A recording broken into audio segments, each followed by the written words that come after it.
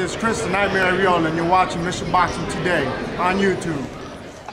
We heading out to the gym right now, man. Okay, so Robert told me that this fight is possibly 98% done, somewhere in there. Yeah, all parties have agreed on the terms. Now we just gotta sign our contract. Okay. And fight. So I would like to think that it's around that range, but this is boxing, man. You never know. Right, anything can happen. You're right about that. All right, man, before I ask you some questions, man, first thing I wanted to do, and I said that if I ever get you on, I would bring this to your attention. Usually, man, when fighters start fighting, usually if they lose their first fight or anything happens in the first fight like that, they usually don't stick. They usually don't stick around, man. So when you lost to Shanti Jordan, what made you persevere and get to the point that you're at now? Man, you know what, man? Just by hearing your voice, I've heard some of your videos before, man. It's funny because I've actually, and it's not your fault, man. You see my career, and I've thrown the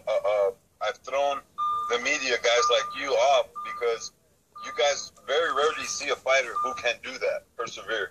Yep. You see a fighter that can lose their first fight, doors not even being open at the MGM, and I had already gotten stopped. I had my parents outside that couldn't even go in and watch the fight because the doors weren't even open yet. Mm-hmm. To bounce back from that, I know what I've had to go through. You know what I mean? Yep. It's a lot. So if anybody wants to say, well, you got Joshua, well, you know what? Joshua's got that of a fighter to deal with. Yep. And and then just thinking about it, man, I was trying to think. I'm like, I know Bernard Hopkins, Juan Marquez, I know Henry Armstrong. Not too many. I mean, we have to dig deep to find fighters like that. You do. Bernard, there's been two, and I have had a very deep conversation with Bernard Hopkins in Vegas one time where I stopped him out of nowhere and I said, hey, you know what? Me and you have a couple things in common. He lost his first fight, but he didn't get knocked out in his first fight. Mm-hmm. There's been a heavyweight world champion, one in history. I forgot his name, but it has been done one time where the heavyweight has persevered from a knockout to go and become the heavyweight world champion of the world. It's been done once in history, so okay. It's definitely not easy, man. Your roads are harder traveled coming from that. Yes, it is, man. So now with the Adamek fight, and I was just watching. I watched it a few times over the last few weeks here when your name was getting thrown out there. With that fight, man, do you think that they were underestimating you a little bit, thinking you're going to be a name, but like a soft touch from what they seen in the Deontay Wilder fight? Well, you know what? I think the problem with me is that they see where I've come from, and some people make the mistake to judge me on that. I have no amateur experience. Mm-hmm. The only thing that I got is the ability to get better every fight. And that's something that I have done and I will continue to do. So if you look at my career, when people have written me off, I found ways to fix things and get better. Mm-hmm. On top of all that, I've had to do that against all odds. Don King is not one to fix me up again to be in this spot. I got to do that the hard way. You know what I mean? What other heavyweight has to be rebuilt the hard way? That's me. Mm-hmm. And do you thrive with the kind of the road warrior mentality? I know you fought Adamek out there. You were a betting underdog in Poland. You fought Deontay Wilder in Alabama. Is that just something you've acquired at this point in your career that you'll go anywhere, whether it's Mars or anywhere to fight a guy now?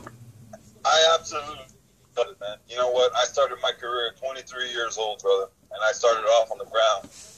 Now, when you bounce back from that and create the story that I created, you've got nothing to lose. I'm that fighter.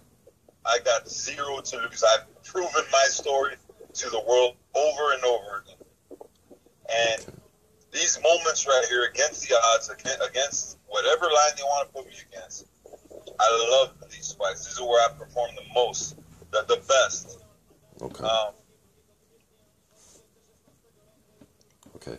And then with the Adamek fight, what I noticed at the end of the fight It was very emotional for you. Could you just give us some insight on why it was so emotional after the fight with you in your corner?